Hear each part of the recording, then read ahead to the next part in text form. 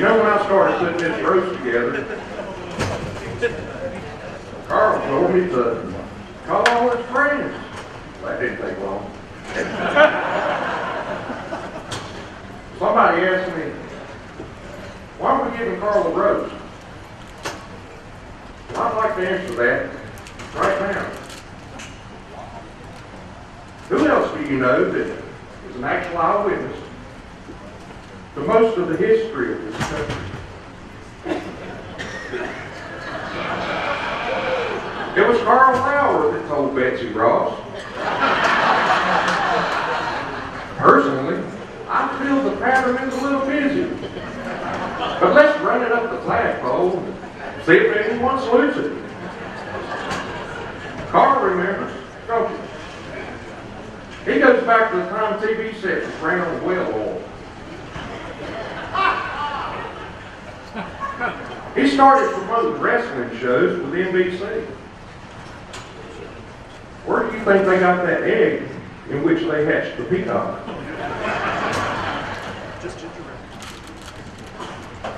I kid you, sir. The executive order of the CAC is all working for one cause. Just to figure out how you became executive vice president. I'm sure it was. I've always thought about the importance of communication and how big of a part it takes in running an organization like the CAC. One day Karl told me about communication. He said, you know, more than years ago, me and Mike Mazurki was watching the World Series at my house. Babs was fixing dinner. She's a wonderful cook. We was there back in August. But she was fixing dinner, and the baby started to cry. Babs leaned over and told Karl. She told Karl, she said, change the baby. Karl being young, but like I say, he moves good. And embarrassed in front of Mike, he told her, he said, what do you mean? We're watching the World Series. Babs turned around and put her hands on her hips. And she began to communicate. She said, look, Buster, you lay the diaper out like a dime. You put second place on home plate. You put the babies on the baby's mom on the pitcher's mouth.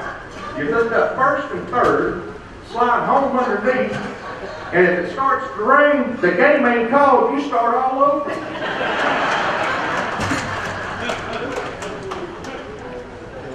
Well, I figured this with Karl being the promoter, that kind of concerned me. Because, especially us indie stars, probably all the legends out there, Bill Mott, Jim Ross, and Ricky Steamboat, they all know what it's like working for a promoter. Well, I figured these guys, they got stiff somewhere along the way. And I figured, just by chance maybe, that they needed an official to run this show.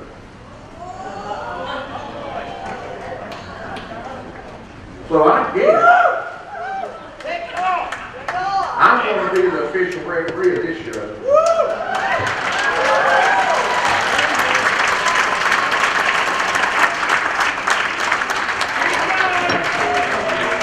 Now I'm at home. That side don't cut for me. So where's my paperwork at? All right. We're going to get, I know y'all tired of listening to me because half of you can't understand me because I'm from over yonder, y'all from over yonder, so we're going to go somewhere else with this. How about Cheryl Lightning Russo? You want to get up here and say something about Mr. Karl Lauer?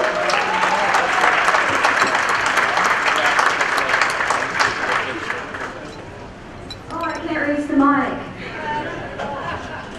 I'm going to keep it short and sweet like Karl. First off, Karl on his promotions has always treated the women really, really nice. And as all the ladies know, you don't need to be hassled on the side while you're thinking about what you're doing next later on in the day. Karl's always been there, you know. And I just have one really short story. I had never worked any indie shows before, and it was my first show. I'm backstage in the hallway. Karl spots me, comes up, and says to me, "Hey, little girl, what are you doing back here? Where's your daddy?" I'm going, "Wait, I'm a wrestler." And he's like, "Yeah, right, you're a wrestler." Proceeds to start kicking me out, and I'm looking around for anybody who knows who I am, because he's about to lose half of a match here, kicking me out the back door, and Alex Knight came by and saved my butt. Anyway, that was my very first indie show. Thank you, Karl. And that's pretty much it. Pretty much it, short and sweet. We love you, Karl.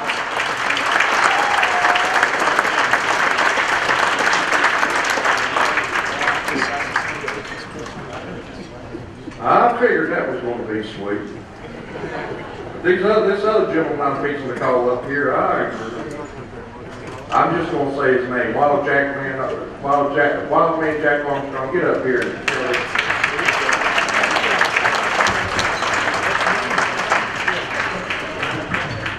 I'll have you know, this is one of the greatest promoters I ever worked for. Yeah! And at the time, when I started with Karl, he picked me up in 1983. I owned a gym business. And I was getting back into the wrestling because I wanted to go on rehab for a while. And then I came back in wrestling. And then Karl says, "Oh, you work for me. You'll come down to the Strand." He was working with Corey Guerrero back then.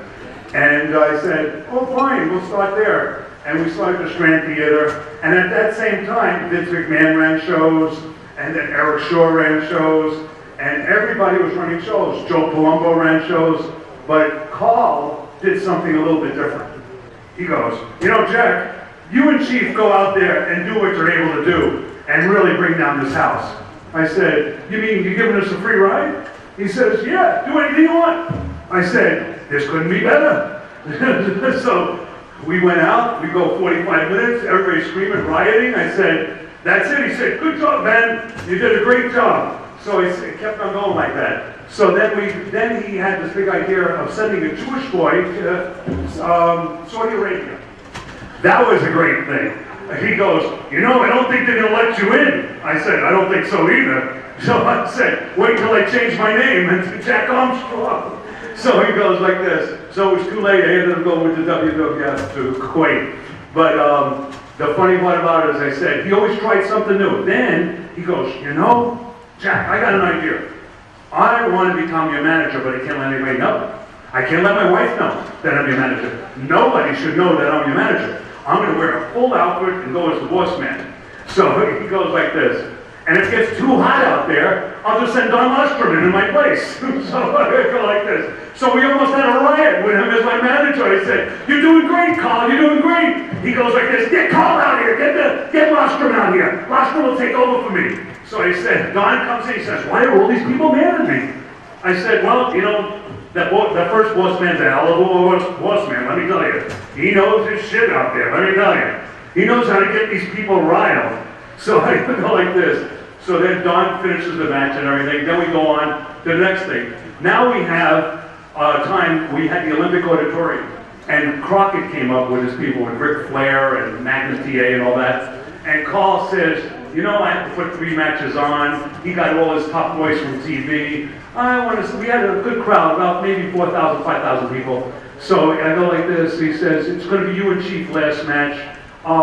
Please, do your best. Do your best." Of our matches. Right, so I said, "We'll do our best. Don't worry about it, Karl. We'll take care of it for you." So we go out there, we go 45 minutes, Ric Flair, man, come in. "How are we supposed to follow that match?" So I said, "We did what you told us, Karl. We always do what you tell us." So I have to admit, Karl gave me the experience to do what I wanted to do out there. And how many promoters, they always tell you what to do. He let us do what we wanted, and it came out the right way. So it was a lot of fun, and Karl was a great promoter, really. Great.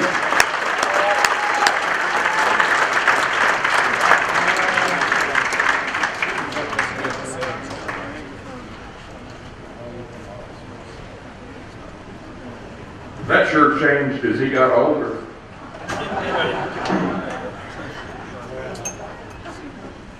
One day, everybody knows Carl's an athletic commissioner from the state of Missouri, and he carries this little Barney Fife badge on the side. They authorized him a gun, but they didn't authorize him a bullet. But anyway, they was going to a show that Harley Race was putting on, and Babs was with him, and they got there early, so they decided to ride around in the country. Well, Carl, being Carl, he walked up to anybody, stop anywhere. He drove by this farm and there was a horse there. Well, he drove on down the road and he seen more horses. Drove on down the road and seen more horses. He got to thinking about it.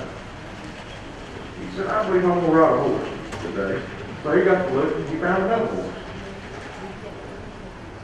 Horse was all saddled up. He decided to try to ride that horse. And while he was riding it, he got thrown off. His feet got caught in the stirrups on the saddle. Carl was screaming bloody murder. A crowd had formed. Everybody was looking, thinking, what's this man doing? Thank God his wife was there. She was very quick in unplugging that machine at Walmart.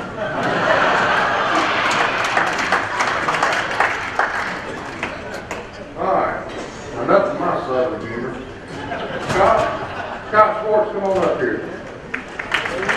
I told Scott, I said, please get up here and lie all you want to, but make sure the main lie is that Carl's a nice guy. Have it. You didn't say nothing about that. Geez.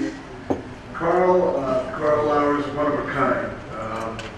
I got Bondrickle staring me down there. I don't want to say anything wrong, they'll hit me at the table. I was going to show a video tonight on the screen, but this place is worth, what would you say, about $500 billion? And they don't have a freaking video player in it. Can you imagine? But Karl and I made a very private video last year during the wrestling convention, and we did it in my room. We did it very late at night. We had one camera rolling. Well, you guys are a bunch of sick bastards, you know that? Did you go 45 minutes? But you would have enjoyed it, and Morgan Dollar has emphatically stated that he's going to put it on the website so everyone can watch it. I'm sure you'll enjoy it. It's going to be great. G-rated, everyone. Dirty bastards. All right. So anyway, Karl Lauer, the first time I met Karl, I figured, he's a promoter, and when I shook hands with him, I counted all my fingers to make sure I got them all back.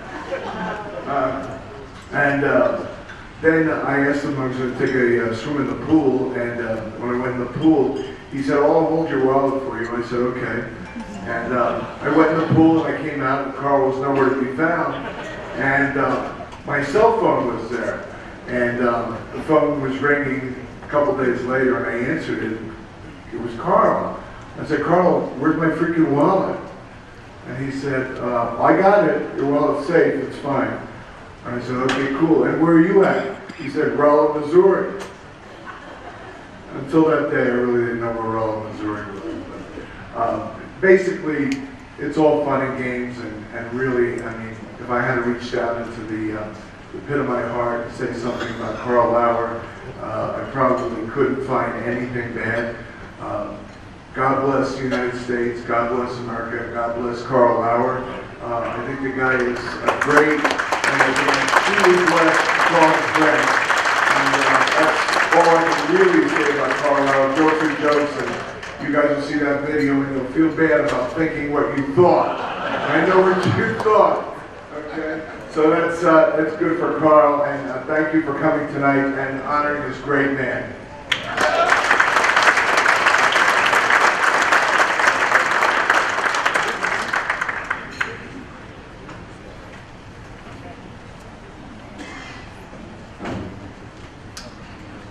All right, I'm gonna finish for a few minutes. I got to go back there like everybody else needs to go back here to these two bars. These bartenders, they're bored, they're walking around, they got their arms crossed, kind of like I do half the time. Now he's saluting, raising his hand, so y'all get your drink. I'm gonna turn this over to Jason Sanderson and let him have fun for a while.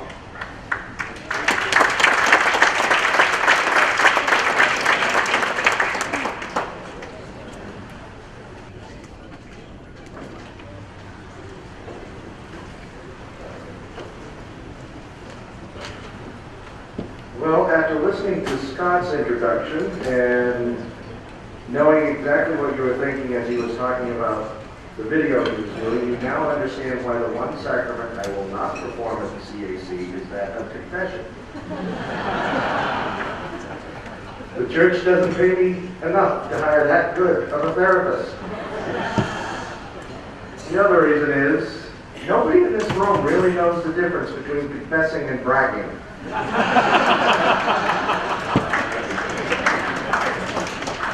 However, that's really not true. I mean, Karl is a great man of faith, and he's somebody that the Archbishop and the other bishops know that if I ever have a question or a quandary or a crisis in my belief, Karl is one of the people they call. And they say, really, is he a, that spiritual a person? I said, well, I'm not sure, but I figured what the heck, he went to school with at least 6 of the 12 apostles.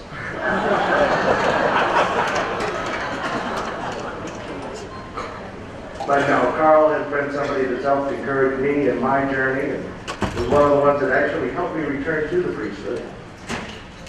And set me on a path that eventually led me to become a Monsignor, and later a bishop, a missionary in some of the wildest parts of Africa. It was responsible for me spending a lovely afternoon as a guest of the Congolese security ministry on suspicion of espionage. Thanks a lot, Karl.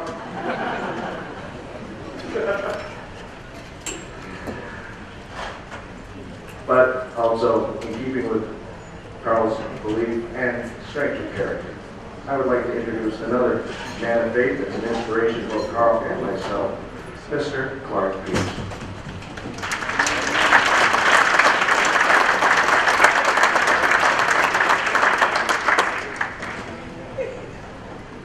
I'm going to tell you about the background of Karl Lauer that I don't think anybody knows about. The first time I met Karl, he was a vacuum cleaner salesman. He went up to the apartment. I saw him in action. He tried real hard. He knocked on the door, and the guy behind the door opened up, and Karl said, "Would you like to buy a vacuum cleaner?" He said, "No." "Would your wife like to buy a vacuum cleaner?" He said, "I haven't got a wife." And Karl said, "Well, if you had a wife, would she like to buy a vacuum cleaner?" He was so depressed, it wasn't working too well, and I said, "Let me treat you to a pizza." He says, "All right." Karl eats light. He ordered a small pizza, and the waiter came out and he said, "Now for a pizza this small, I can cut it into 6 slices or 8. So which would you like?" And Karl said, "You better make it 6. I can't eat 8. So things weren't going so well, so Karl went to high school.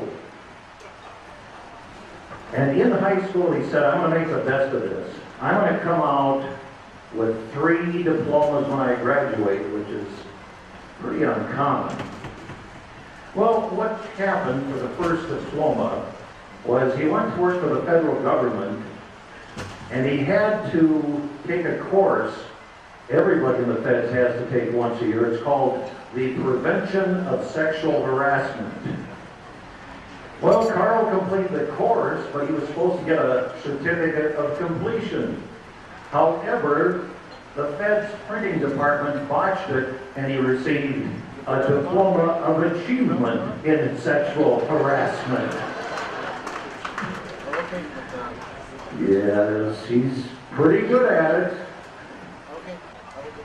His second diploma, he always, among the top 10 professions that he liked was becoming a locksmith. So one day, in a little classified ad in the back of Popular Mechanics, there was this little tiny ad that said, how to become a locksmith in 5 easy lessons. So he sent in his $3. And he said, Clark, I was so good. I was actually the valedictorian of my locksmith class. Well, did they say you were the valedictorian of your locksmith class? No. Well, how did you know you were the valedictorian of your locksmith class? Because I was the only one in my class? That's where he got one diploma. He had the Diploma of Achievement in Sexual Harassment. He's getting very close to getting his high school diploma. And he was a hard learner. So I opened up the door. He was a student. He was taking geography. Now, one of the things you don't know about Karl Lauer is when he speaks, it's not his real voice. He sounds different. He has the voice of, he sounds like Paul Lynde. You remember Paul Lynde, the comedian on the Hollywood Squares? So anyway, he's in this geography course, and the teacher said, many of our roads throughout the western United States were formed by bison. And Karl said, no wonder they're so bumpy.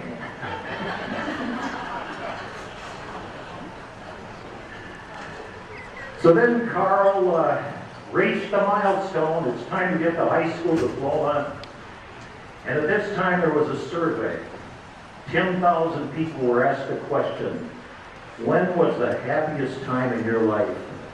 40% of those answered, the best time of my life was as a senior in high school. So I said, Karl, is it true that the best time of your life was when you were a senior in high school? He says, 3 best years of my entire life. Yes, he had quite an education. But what a lot of you don't know is he went on, and this took many years, he actually became a certified licensed veterinarian. That's right. His name isn't really Karl Lauer. His name is really Dr. Karl Lauer. And he never really had a chance to practice that skill except for one time. One time a veterinarian at a clinic said, hey Karl, I got so many patients to take care of, so many pets. I haven't gotten out of here and I haven't eaten in 6 hours, so would you please step in and take over? He says, sure, I'll be glad to do that. So he stepped in there and in walked this woman in tears.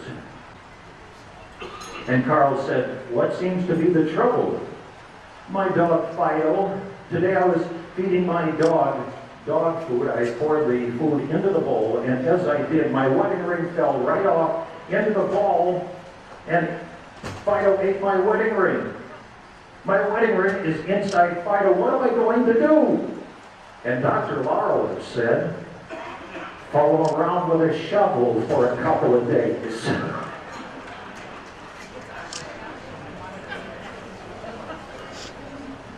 Karl, I want to thank you for putting together these CACs every year, and thank you for what you've done for professional wrestling.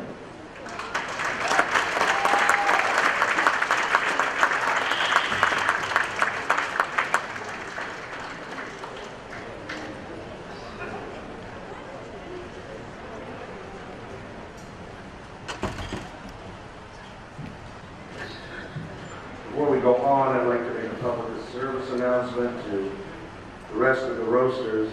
Apparently when they put up the podium, they obviously didn't lock in the wheels, so be very careful not to take the bump because you're not getting a payoff, are they, Karl?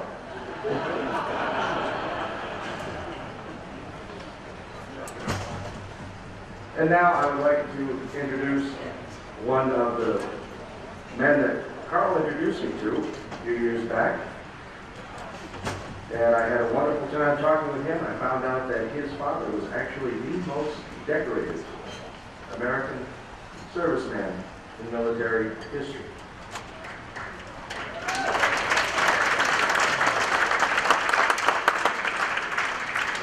He was at the same army base as Elvis Presley. Elvis's picture was hanging up, and his decorated father's wasn't. But he handled it with grace, showing that he is very much the son of a decorated hero. And somebody that I can easily understand why Karl considers a friend. And I would like to introduce the great Buddha Khan.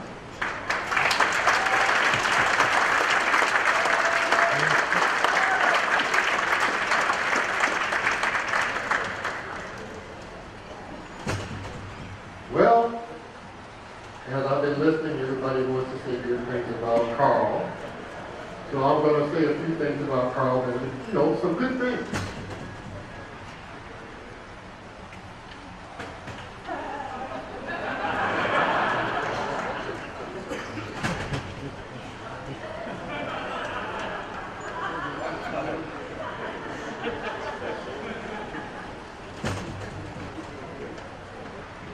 And after all that, I'm going to tell you. Oh, okay. I'll tell you about Karl. I worked with Karl for quite a few years, wrestling and all that. And I'll never forget first match I did for Karl, waiting for the payoff. And I looked inside the envelope and it says, "Call me later." I'm looking for my money, but call me later, And then when I called his house the next day, it says, "Call me tomorrow." But we had a lot of fun with Karl. We went a long way. We had a lot of fun. We met a lot of people. And, what was his name again? But we had a lot of fun. I met a lot of people. Am I repeating myself again? Karl? And I met a lot of big-time wrestlers through Karl. We had a lot of fun. Like I said, we had a lot of fun. Me and Karl worked in the movies together, and we did this together, and we did radio together, and we did TV shows together. I still never got paid. I want to make that point be clear, never got paid, but we had fun. And that's what I want to tell everybody. That's what I got to say about Karl. He's a good person. Okay. But he was a good person, and we had a lot of fun, so thank you, Karl.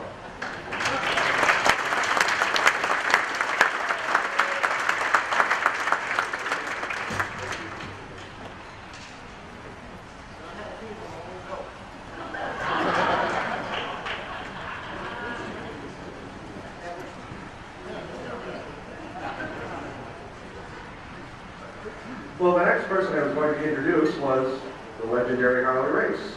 However, after Scott Schwartz's presentation, he had to go out for a cigarette, and we haven't seen it since. So, probably one of the only times you ever hear somebody tell you this, Tom, is filling in for Harley Race is Mr. Tom Simon. I think you're working with Nick.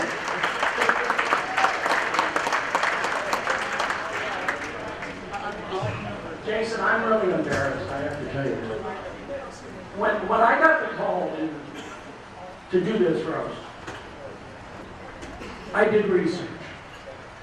Looked up on the internet, tried to find everything I could. And I find out that the guy that we're roasting tonight is not Matt Lauer.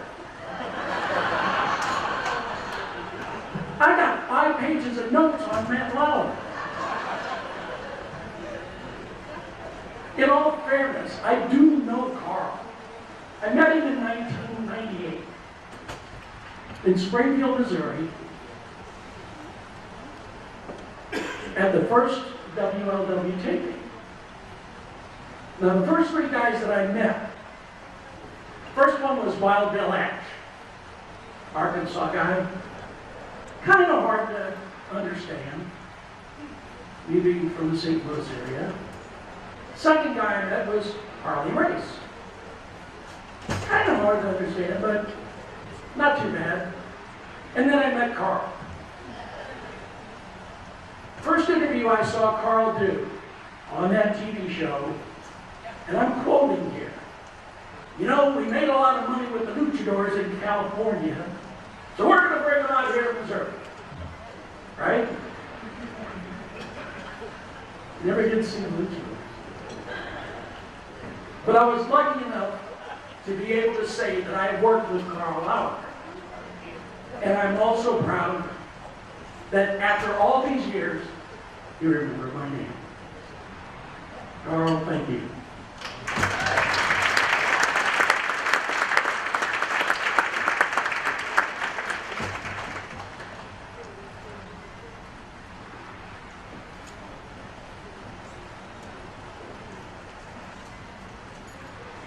Well, that was originally scheduled to be the final presenter. However, somebody came up to me a little while ago and says, Your Grace, if you would permit, I would really like to set the record straight on the story that Mr. Armstrong told. All right, that's not exactly the way he said it, but somebody up here has to keep the G rating tonight. So, I would like to call up Mr. Don Lastra for the rebuttal.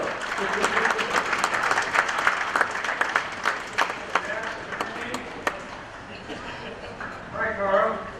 Remember me, Carl? Back in 1983, a friend of mine was a referee for Carl. I had never been to a wrestling match, sorry to say, I'd seen it on TV, knew nothing at all about wrestling, and my buddy said, Hey, Don, want to go wrestling with me next Saturday? I said, Yeah, we'll go have some beer. Santa Maria, on the south side of the tracks, in the rough area. Carl was promoting a show. Well, anyway, my buddy takes me into the dressing room, introduces me to Carl. Well, Carl used to watch roller derby, and I've been in roller derby since 1959. They saw me on TV. Oh, damn, Don, oh, nice to know you. Hey, boy, you know, that's great, you're here and everything. He said, listen, how about doing me a favor while you're here? What? He said, how about being a manager tonight? Manager? I don't know how to be a manager. He said, you can do it. He said, you're going to be a manager for Wildman Jack Armstrong, and he's going to wrestle the Indian, Chief J. Strongbow Jr. They'll tell you what to do. But I want you to wear a mask. Okay, and a t-shirt. So he gives me this t-shirt that says Boss Man on it. And he's laughing all this time. I said, what the hell's going on? Anyway, he says, takes me over to Jack and they introduces me and tells me what to do. So Jack says, well, I'm a heel. And then Jay's the baby. Man, these guys got their own language up here, you know what I mean? Jay says, what I want you to do is during a match, you're a sneaky son of a gun. You're going to be sneaking in the ring, and every time I get a hold of Jack, I want you to pull my hair, distract me, hit me. Anyway, keep distracting me. And every time I turn around, I can't get you. You're out of the ring. Back in those days, I could get in and out of the ring. Anyway, in 1983. So, we're going down the aisle. This crowd is going crazy, and they're throwing things. Jack takes off. We got security walking us down the aisle. What the heck? They're throwing beer at us, hot dogs, popcorn. Security's there. Well, Jack takes off and leaves me. He runs and jumps in the ring. Well, I just keep on going down, and security's guarding me. What the heck? And now we get in the ring. They introduce us. Crowd's going crazy, and like Jack says, they have one half of a match. They're just killing each other up there. Oh, I left out one thing. Jay told me, at the end of the match, I'm going to turn around, and you're not going to be able to get away from me. And I'm going to get you, and I'm going to kill you. What? I said, you're going to what? He said, well, I'm going to kill you. I said, what do you mean? Jack and Dave won't looking at me. They think I'm somebody from back east. One of the boys, he's like one of his boys. I didn't know what a boy was. Anyway, Jack grabbed me and he goes, I said, hell, I can do that, you know. So at the end of the match, these guys, they both juiced. Hawk, Jay, just like I've been in and out. I was hiding behind this lady in a wheelchair and she's trying to hit me. And anyway, Jay turns around and grabs me. Jack's over there. I've never been hit so hard in my life. Kapowie! Drove me down to the ring. I'm there. Next thing I know, Jay's got me up. He's going to body slam me. My buddy's saying, no, don't do that. I've never been in a ring before. So instead of body slamming me, he gave me that, what do you call it, the atomic knee drop or whatever it is. Anyway, I felt my foot come up through my mouth. Then Jay grabs me on the seat of my pants, throws me over the second rope. I go out, take both elbows and knee out of my pants. Jack and Jay finished doing their thing. I asked the security guard, I said, get to the dressing room. He gets me up in the dressing room. Carl's up in the dressing room and just laughing. Jack and Jay's over in the corner, said, what a great back on, we want you to go on the road with us, you're great. He's laughing, and I said, what are you laughing at? He says, someday you'll find out. 2 years ago, I found out. You want to tell him or shall I tell him? A month before, he was the boss man and went out and caused Jay to lose the match. And he took the microphone and called everybody in the audience, which was 99% Hispanic. He had some choice words to tell these people. And they said they were going to kill him and this and that if he ever came back. What did he do? He put the mask and his t-shirt on me. After that, I started getting ready.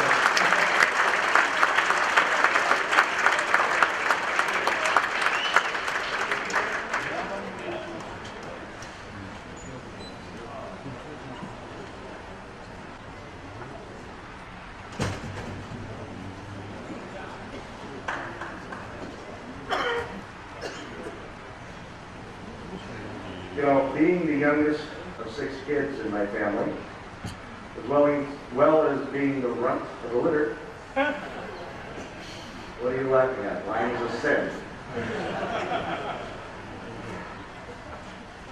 You can stop laughing.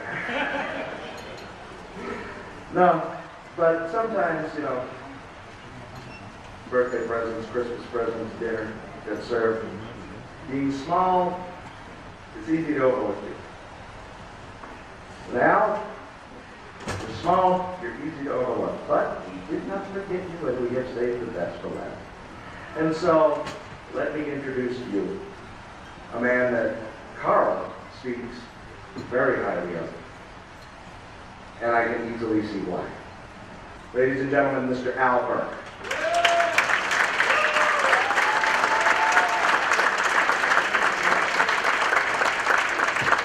Thank you. Karl Lauer here, gave me my first movie job, and you look at me, please, do a movie, please. No, please. No. So, there's actually here. That's cool, and I do thank you, Karl. But then a few years later, he brought me in to do a charity for a bunch of Harley guys. Luke Tom was there, Professor Tanaka, and found out later it wasn't all about us. He was just scared to death of the Harley guys, and he wanted backup. Got held April, so. But anyways, no, Karl's been great. He's been a great influence for me here in LA. Been here for about 21 years. All that time has been awesome. And Karl, I thank you. You're a great man.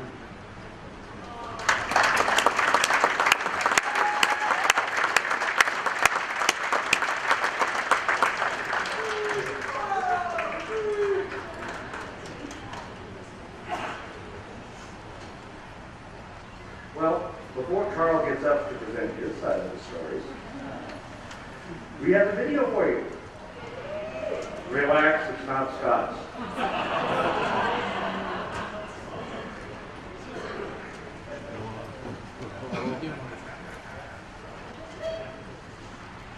After first being exposed to wrestling more than 60 years ago, Karl was hooked. He spent 32 years as a fan, promoter, and part-time wrestler. His involvement with the Cauliflower Alley Club started in 1979 when he was asked to serve as business manager.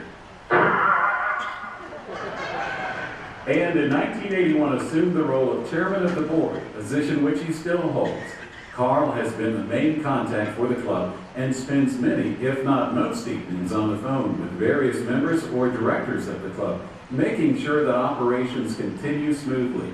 He can be seen at each reunion, frequently working the reception table, and is always an ambassador for the club. In addition, he has been executive vice president from 1990 to the present, and still serves as the inspector for the Office of Athletics at Missouri State. Even though he's quite the ladies' man, the one love of his life is Barbara, his wife of 52 years. They have 2 kids and a whole bunch of grandkids and foster grandkids. Karl says, "I would have failed miserably if Babs had not supported the long hours, trips, and time needed to do this job well." Tonight, we salute a great husband, father, grandfather, and ladies' man, but most importantly, friend. It's been a great ride, Karl. Be well.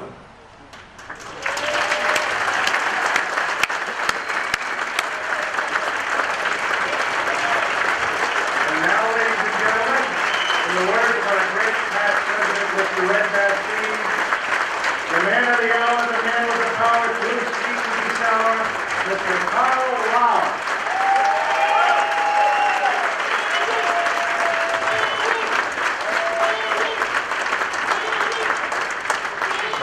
Talk about being very humbling, it surely is. And first I want to have my bride come up here with me, because I'll guarantee you none of this would have happened without her.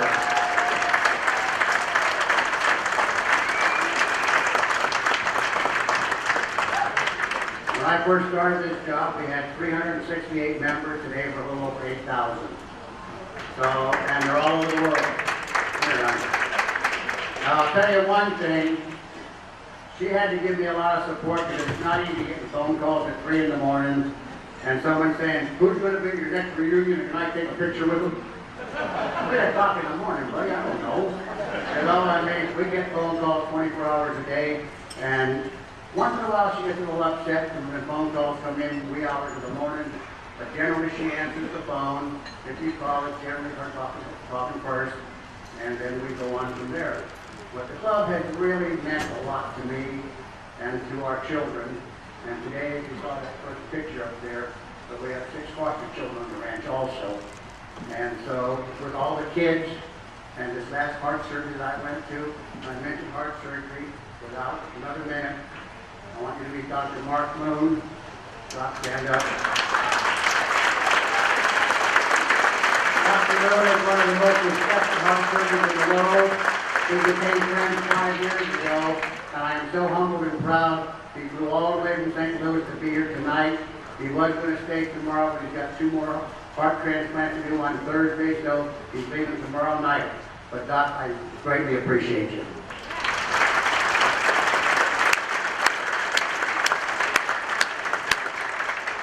Like I say, I have had such a great ride. I met so many people, so many close friends. A lot of them have gone home. I think Hardy's out still smoking, maybe Indian singles. You know?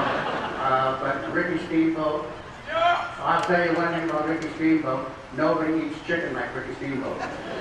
We sat at Harley Race's house and DJ cooked up 3 chickens, and they were all gone, and I had 2 wings. Right, Ricky? You sat for half the night.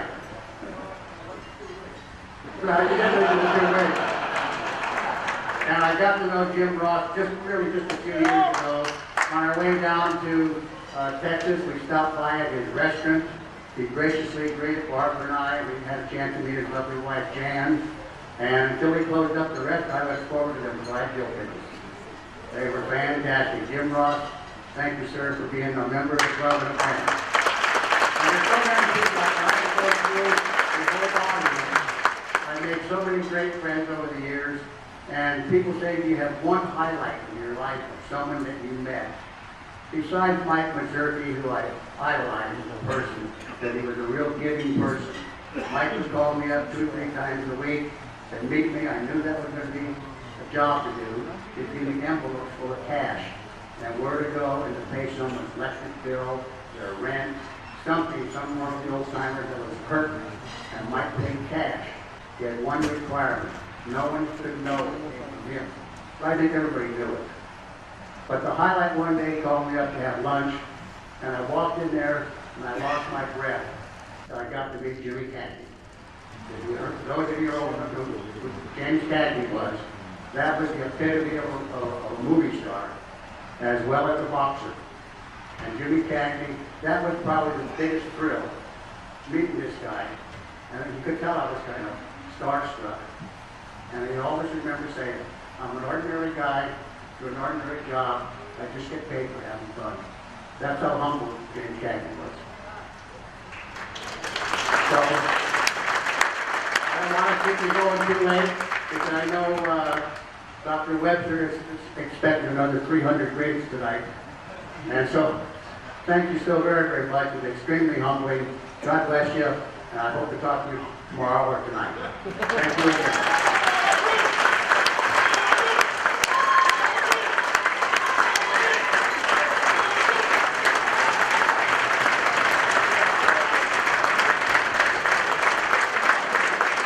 I'll tell you what, I'll say Carl and you say Carl. Carl! Carl! Carl!